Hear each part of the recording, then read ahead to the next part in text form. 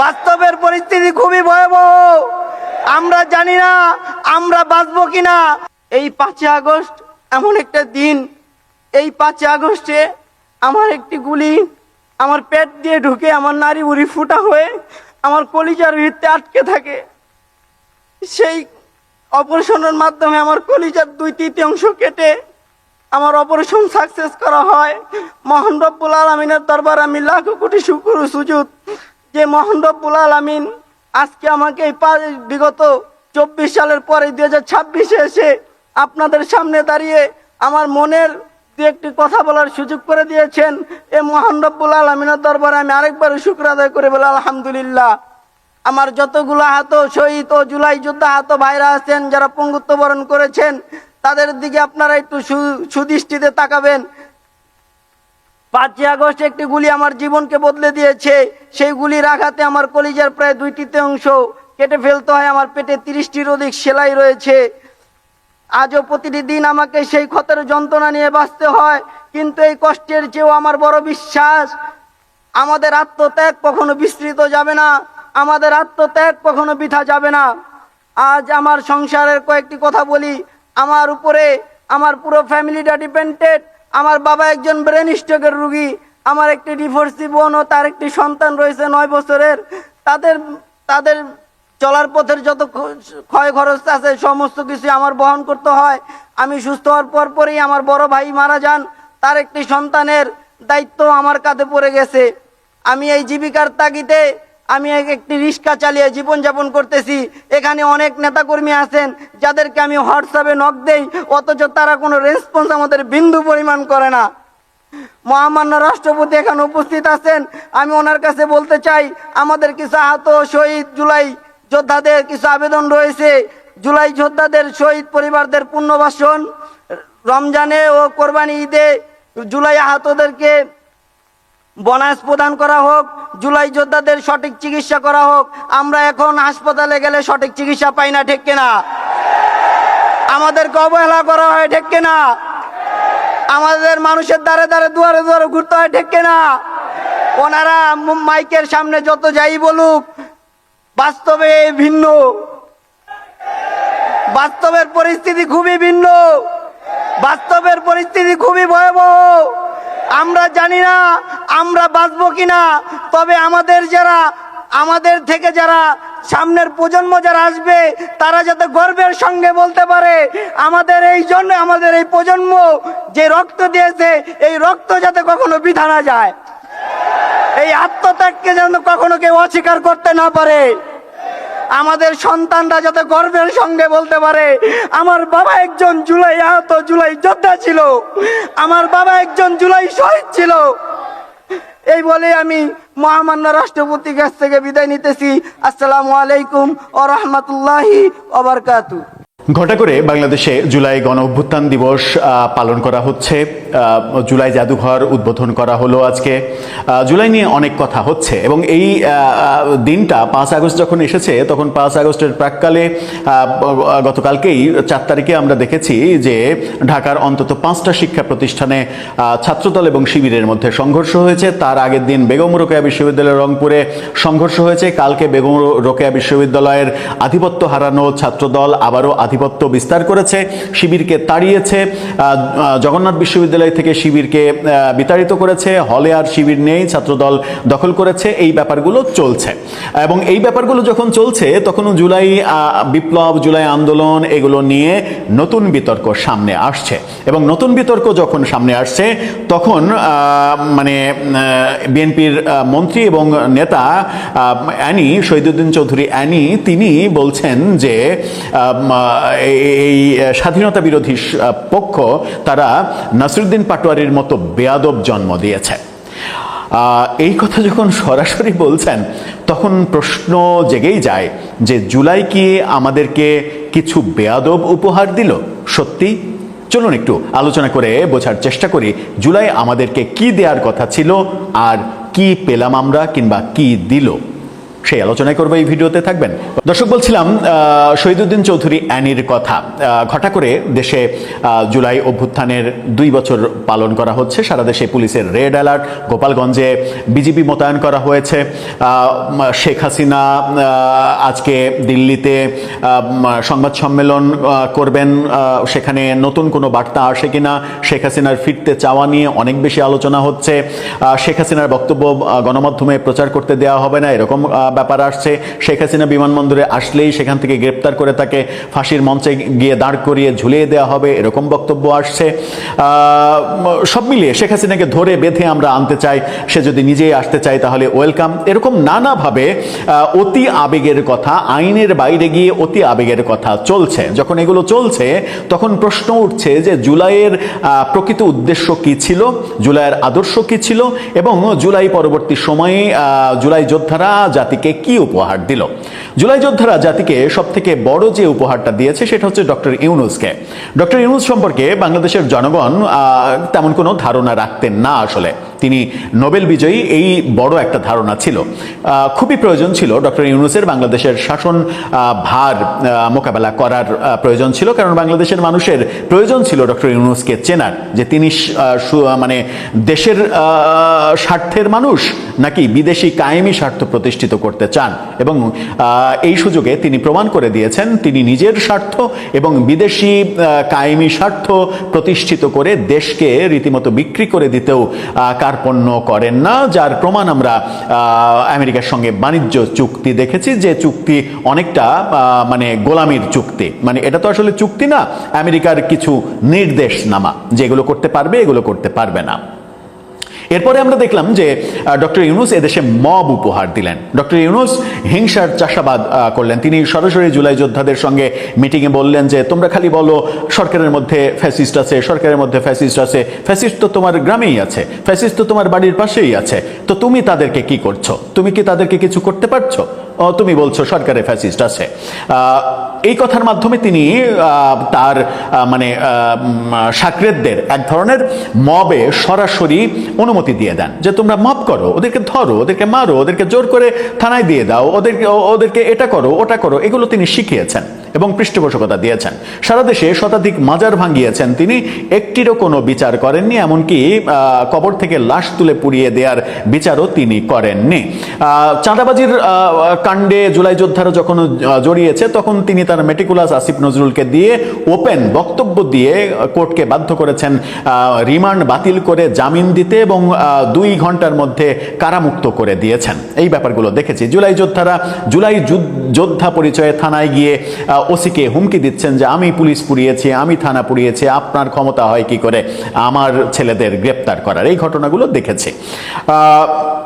এবং বাংলাদেশে একটা গালির কালচার তৈরি হয়েছে, কবর রচনা করা, পুঁতে ফেলা, এটা ওটা, এগুলো তো আছেই। গালির কালচার তৈরি হয়েছে এবং ছাত্রদেরকে তিনি পড়ার টেবিলে না বসিয়ে মবের টেবিলে বসিয়েছেন। গালিটাকে শিল্পের পর্যায়ে নিয়ে গেছেন এবং জুলাই পরবর্তী সময়ে কিছু মানে তার নিয়োগকর্তা যারা, তাদের মধ্যে কিছু বেয়াদব তৈরি করেছেন। শহীদুদ্দিন চৌধুরী কি সেই কথাটাই বলছেন? শহীদুদ্দিন চৌধুরী যেটা বলছেন তার শিরোনামটা দেখে নিন, স্বাধীনতা বিরোধীরা নাসিরুদ্দিন পাটোয়ারিদের মতো বেয়াদবদের সৃষ্টি করেছে। তিনি স্বাধীনতা বিরোধীদের দোষ দিচ্ছেন, অর্থাৎ মানে এনসিপি যে জোটে রয়েছে সেই জোটের মূল দল তাদেরকে দোষ দিচ্ছে। তিনি বলছেন যে যারা স্বাধীনতার সময় বাংলাদেশের বিপক্ষে ছিল তারা নাসিরুদ্দিন পাটোয়ারিদের মতো বেয়াদবের সৃষ্টি করেছে। আজকে তারা এই বাংলাদেশে বেয়াদব কণ্ঠ নাজিল করেছে। কেউ যদি বলে বাংলাদেশে বিরোধী দলে 1টা 2টা 4টা দল, এটা আমরা বিশ্বাস করি না। বিরোধী দল একটা, সেটা হলো জামাত শিবির। নতুন যে ছাত্র সংগঠন করে জাতীয় রাজনীতিতে এনসিপি নামক দলটা তারা সৃষ্টি করেছে, এরা একে একাকার হয়ে গেছে ওই জামাত শিবিরের নেতৃত্বে। এবং তিনি বলছেন যে ফ্যাসিস্টের বাহিরে পক্ষ হলো 2টা, একটি জামাত শিবির পক্ষ আর একটা হলো জিয়াউর রহমান খালেদা জিয়ার নেতৃত্বে জাতীয়তাবাদী পক্ষ। যাই হোক, তিনি বলছেন যে জামাত মূলত নাসিরুদ্দিন পাটোয়ারির মতো বেয়াদব তৈরি করেছে, কিন্তু জামাত কি নাসিরুদ্দিন পাটোয়ারিকে তৈরি করেছে? যদিও নাসিরুদ্দিন পাটোয়ারি একসময় শপথ নিয়ে শিবিরের নেতা ছিলেন, তিনি শিবির করেছেন, এরপরে বিশ্ববিদ্যালয়ে এসে বাম করেছেন, তারপরে এবি পার্টি করেছেন, এরপরে এনসিপি করছেন করেছেন, মাঝখানে আরো কিছু করেছেন কিনা জানি না। নাসিরুদ্দিন পাটোয়ারির কর্মকাণ্ড বাংলাদেশের সব থেকে বেশি সমালোচিত, মানে তরুণ নেতাদের মধ্যে সব থেকে বেশি সমালোচিত তিনি। তাকে বেয়াদব উপাধি দিচ্ছেন অ্যানি, আমরা সেটা দিতে চাই না, কিন্তু আমরা প্রশ্ন করতে চাই, তাহলে জুলাই কি আমাদের বেয়াদব উপহার দিল? জুলাই কি আমাদের সভ্যতা শেখালো না? প্রফেসর ইউনুস তো বলেছিলেন যে আমরা, মানে ওই সংসদ ভবনের দক্ষিণ প্লাজায় বলেছিলেন আমরা বর্বর থেকে সভ্যতায় আসলাম। তিনি তো আমাদেরকে সভ্যতায় এনেছেন। তাহলে এটা কোন সভ্যতা, যে সভ্যতায় অ্যানির মতো মানে খুবই জাদ্রেল নেতারা বলছেন যে মানে বেয়াদব উপহার দিয়েছে? এই বেয়াদব কি জুলাই আমাদেরকে একেবারে স্পেসিফিকভাবে দিল? তাহলে জুলাইয়ের কাছ থেকে আমরা কি পেলাম? বেয়াদব পেলাম। জুলাইয়ের কাছ থেকে আমরা নতুন রাজনৈতিক বন্দোবস্ত পাওয়ার কথা ছিল, সেই স্বপ্ন আমরা দেখেছিলাম। ফ্যাসিস্টকে তাড়িয়ে নতুন ধরনের বাংলাদেশ পেতে চেয়েছিলাম আমরা, যেখানে সুশাসন থাকবে, আদালত তার স্বাধীন কাজ করবে, পুলিশ তার স্বাধীন কাজ করবে। কিন্তু সব ক্ষেত্রেই আমরা হতাশ হয়েছি। আদালতে মব হয়েছে, বিচারকদের উপরে মব হয়েছে, প্রধান নির্বাচন কমিশনারের মুক্তিযোদ্ধার গলায় জুতার মালা দেওয়া হয়েছে, সারা দেশে বহু মুক্তিযোদ্ধাকে জুতার মালা দেওয়া হয়েছে, মুক্তিযোদ্ধাদের কবরে আগুন দেওয়া হয়েছে। এই কাজগুলো তো হয়েছে। এবং সব থেকে বড় কথা হচ্ছে যে এই যে বেয়াদবের যে ব্যাপারটা, সেটা হচ্ছে সাও ছেড়া নেতাকে মানে এক ধরনের মানে তরুণদের জাতির পিতা বানিয়ে দেওয়া হয়েছে, মানে একবারে নবী রাসূলের পর্যায়ে নিয়ে যাওয়া হয়েছে। ব্যাপারগুলো আমরা দেখেছি এবং মানে এই ব্যাপারগুলোকে শিল্পে পরিণত করা হয়েছে। ওপেন বলছে তোমার সাউমাউ ছেড়ে দেব, ওপেন স্লোগান দিচ্ছে, নারীরা পর্যন্ত স্লোগান দিচ্ছে। এই যে গতকালকে আবারও মবের ঘটনা ঘটাতে যাওয়া আয়াস, সে ওপেনলি সাবেক রাষ্ট্রপতি সম্পর্কে সংবাদ সম্মেলনে বলছে 51 ধারা তোর পেছন দিয়ে ঢুকিয়ে দেব। এই যে ভাষা, আর খারাপগুলো তো উচ্চারণের অযোগ্য, সেগুলো উচ্চারণ করা যায় না। এদেরকে কি আমরা পেলাম জুলাই পরবর্তীতে? এদেরকে আমরা পেলাম? আমরা খুবই পরিশীলিত কথা বলতে দেখি নাসিরুদ্দিন পাটোয়ারিকে। আমরা প্রত্যাশা করেছিলাম আক্তার হোসেন তিনি খুবই পরিশীলিত কথা বলবেন, কিন্তু তিনিও মানে বলে ফেলেছিলেন যে শেখ হাসিনাকে তাড়িয়ে মানে এরকম সুখ অনুভব করেন যেরকম সুখ তিনি তার মানে জৈবিক চাহিদা পূরণ করার পরে পান। মানে জৈবিক চাহিদা মানুষ ওই যে কি বলে ওয়াশরুমে গিয়ে জৈবিক চাহিদা যেভাবে পূরণ করে সেভাবে মানে সেরকম সুখ পেয়েছেন তিনি শেখ হাসিনাকে তাড়িয়ে। এই যদি হয় মুখের ভাষা এবং এই যদি হয় একজন মানে মুসলমানের লেবাস ধরা একজন নেতার মুখের ভাষা, তাহলে তো মুশকিল। মানে তথাকথিত মানে কি বলে দরবেশ, নতুন যে দরবেশ তৈরি হয়েছে এনসিপিতে, সেই দরবেশ বলে যে প্রধানমন্ত্রীর জন্ম পরিচয়, বাবার পরিচয়, এগুলো নিয়ে জঘন্য রকমের শব্দ প্রয়োগ করে। টিনের চালে কাউয়া, এ আমার, এই 1 2 3 4 অমুকের এটা মার, এই যে স্লোগানগুলো, এগুলোই আমরা পেলাম জুলাই পরবর্তী সময়ে। আমরা জুলাই পরবর্তী সময়ে ভালো অনেক কিছু পাওয়ার প্রত্যাশা করেছিলাম, কিন্তু ভালো কোন কোন জিনিসটা পেলাম এরকম একটা 10টা না 5টা না 5টাও না 3টা না 3টাও না, অন্তত 2টা ভালো জিনিসের উদাহরণ আপনারা দেন তো, যে জুলাই পরবর্তী আমরা প্রত্যাশা করেছিলাম ভালো যেগুলো, সেই ভালো এই 2টো পেলাম। দিতে পারবেন? আমার মনে হয় যে সেটা দিতে গেলেও অনেক বেশি কষ্ট হবে। আমরা যেভাবে হিংসা প্রতিহিংসা, কবর রচনা করা, ছুঁড়ে ফেলা, 16 ডিসেম্বরকে মানি না, এটা মানি না, আর্মির কোনো বুদ্ধিই নাই, এদের মগজ নাই, এরা গুলি পর্যন্ত করতে পারে না, এই যে কালচার, এই কালচার সেনাবাহিনী প্রধানকে সম্পর্কে চরম অধ্যত্ত, সেনাবাহিনীর সঙ্গে বেয়াদবি, সেনানিবাসের ইট খসিয়ে নিতে চাওয়া, ভারতীয় হাইকমিশনের ইট খসিয়ে নিতে চাওয়া, ইউরেনিয়াম বিজ্ঞানী, এই ব্যাপারগুলোই তো আমরা দেখেছি, যাদের অনেকে আবার ছাত্রলীগের লুঙ্গির নিচে পালিয়েছিলেন, যাদের অনেকে একেবারে ছাত্রলীগ করতেন, ছাত্রলীগের মিছিল মিটিং সমাবেশ করতেন, এমনকি ছাত্রলীগের প্যানেল থেকে হল সংসদের নির্বাচনও করেছেন। এদেরকেই আমরা পেলাম শেষ পর্যন্ত আমাদের জুলাই আন্দোলনের কিংবা জুলাই অভ্যুত্থানের মানে ফসল হিসাবে। এই কথা যখন আমরা বলছি, তখন জুলাই আন্দোলনের অন্যতম নেতা, বেশ পরিচ্ছন্ন কথা বলে যাওয়া একজন আব্দুল কাদের, তিনি যেটা বলছেন সেটা আরো হতাশার এবং আরো বেদনার। তিনি বলছেন যে এই যে মানে দাবি করা, এই যে দাবি মানে ক্রেডিট বাজি, এই শিরোনামটা দেখে নিন, ক্রেডিট বাজি নষ্ট করেছে ঐক্য। মানে সবাই ক্রেডিট নিতে ব্যস্ত। আমি এই করেছি, আমি ওই করেছি, আমি এটা ছেড়েছি, আমি ওটা ছেড়েছি। এই ক্রেডিট নিতে গিয়ে জুলাইয়ের যে চেতনা কিংবা জুলাইয়ের যে আদর্শ, মানে পজিটিভ যতটুকু ছিল, নেগেটিভ তো থাকতেই পারে, পজিটিভ যতটুকু ছিল সেটা পুরোটাই আমরা হারিয়ে ফেলেছে। এই হতাশাগুলোই আদতে গত 2 বছরে এই কর্মকাণ্ডগুলোই আওয়ামী লীগের এত বড় পতনের পরেও আওয়ামী লীগকে প্রাসঙ্গিক করে ফেলেছে, আওয়ামী লীগের রিটার্ন করার সাহস তৈরি করেছে। শেখ হাসিনা এখন ঘোষণা দিচ্ছেন তিনি নিজেই দেশে ফিরবেন, এবং এটাও ঠিক যে শেখ হাসিনা যদি নিজে থেকে দেশে ফেরেন তাহলে সেটা কন্ট্রোল করার মতো ক্ষমতা এই তথাকথিত যারা নেতা সাজতে চায়, যারা প্রকৃত জুলাই যোদ্ধা, মানে এখন আর মনে হয় না, মানে তথাকথিত তাদেরকে বলছি, সবাইকে বলছি না, যারা শুধুমাত্র স্বার্থের জন্য এই কাজগুলো করেছে এখন প্রমাণিত, তারা অনেক বেশি ভয়ের জগতে ঢুকে যাবে। দর্শক, আপনার কাছে কি মনে হয় এই 5 আগস্ট 2 বছর পরে আবার ফিরে আসলো তখন জাতির প্রত্যাশা কতটা পূর্ণ হলো, জাতি কতটা পেল, কোন দল কতটা পেল, কতটা হারালো, সেটা তো ইন্ডিভিজুয়াল ব্যাপার।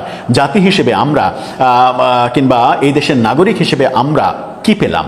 কিছু পেয়েছি, নাকি ওই ক্ষুব্ধ মানুষের মতো এরকম ব্যাপার উচ্চারিত হওয়া শুরু করবে প্রতিনিয়ত যে আগেই তো ভালো ছিল? আপনার মতামত জানিয়ে লিখতে পারেন আমাদের।